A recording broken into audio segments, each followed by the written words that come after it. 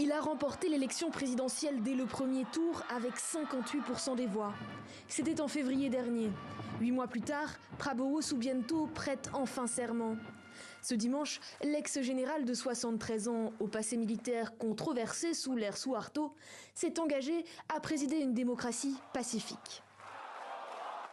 Notre démocratie doit être propre à l'Indonésie, une démocratie adaptée à notre nation, une démocratie qui découle de notre histoire et de notre culture.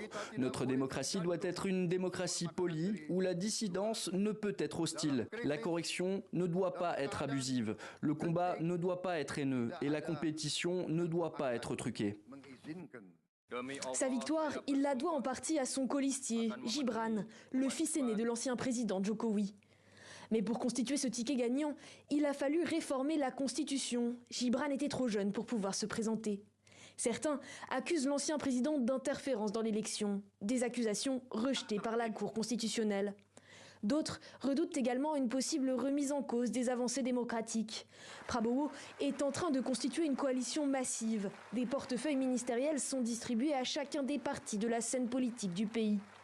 Seul le Parti démocratique de lutte indonésien n'a pas encore répondu à l'appel.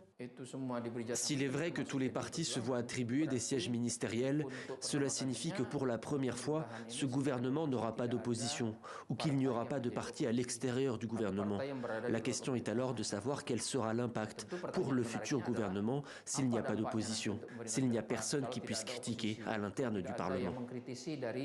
Le président chinois a félicité son homologue indonésien pour son investiture, saluant une nouvelle étape pour la construction d'un avenir commun. Une déclaration en résonance avec les intentions de Prabowo Subianto. Ce dernier souhaite renforcer la position de son pays dans la zone Indo-Pacifique et sur la scène internationale, ainsi que booster son économie.